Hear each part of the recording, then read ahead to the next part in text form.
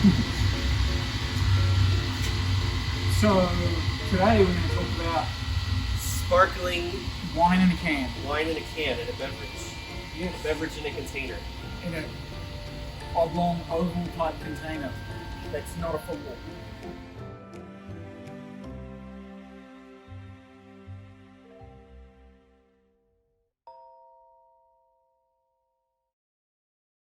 So this is kind of unique in that we use a lot of different parts of the campus, right? To do this.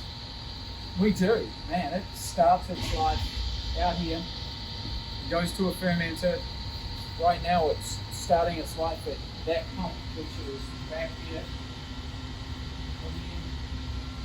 down here, and through a filter, and then it meanders its way slowly to the brewery. But in the time we've been working together, I think this is really the first. We've done collaborative products, we've done Vignoles IPA, we've used yeast from wine to ferment beer, but this is a true coordination of two production teams, us having to fill bright tanks to recarbonate this liquid, and then the brewery packaging crew having to get it done. So it's kind of the first time we've done that.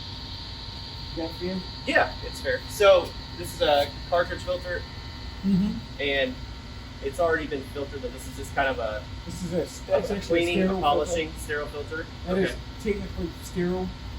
So we polish it and pad filter, and then we actually have two sets of cartridges now, and we'll go from that one to that one and across the road. Okay. So let's walk to across the road and follow.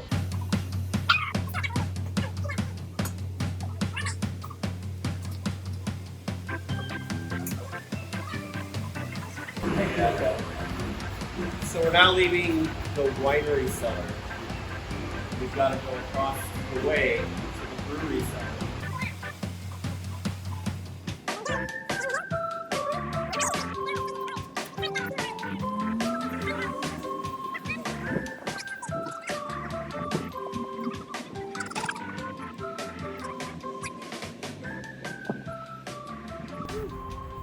So this is 300 feet of hose, and it's enough to go from the winery to the brewery.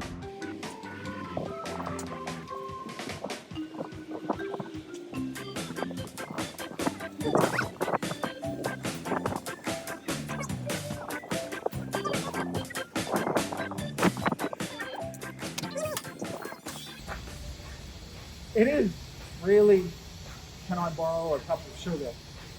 But we borrow this, which is the canning line. And this is the end. This is where it comes to. So these are our bright tanks or conditioning tanks. After the fluids in there, these are all jacketed and temperature controlled. And then we'll inject CO2 through the carbonation stone. And that's what will actually add the carbonation to the liquid. In the meantime, while this is all going on, we have to actually change over a lot of the parts on the canning line to use to fit the wine cans versus the beer cans, because they're slightly wider, taller, slightly taller. So the cans come down through this rinse cage and they get inverted, and they're going to get shot with sterile water and then blown out so that anything that might be in there, any dust or anything that might be in there, gets rinsed from what came in on package. And then the can turns back around and comes down into the filling unit. And at this point, there's 4 sets of purging heads right here, and then 4 filler heads over here. So these cans actually get filled with CO2, which helps push all the air out. Once we've purged them of air, they come over into the filling tubes. We actually fill 4 cans at a time with the product.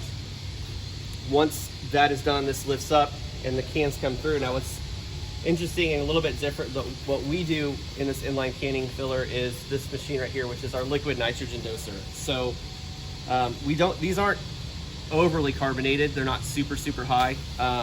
So in an effort to make sure that you know, the air gets pushed out from the top, we'll dose it with a little bit of liquid nitrogen. As soon as that liquid nitrogen hits the atmosphere, it turns into a gas very quickly, and that kind of pushes the air that might be on the top of the can out of the way.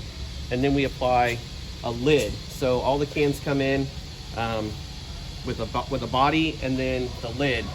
So the lid gets applied and holds on there, and it comes down into the seamer. And the seamer, basically what it's going to do is it's going to take these two ends and it's going to kind of roll them over each other to create the seam. And then the next couple of stages that we do is just kind of for marking purposes. So it'll come down the line. This machine here applies a date code or a lot code to each of the cans, so we have traceability on it.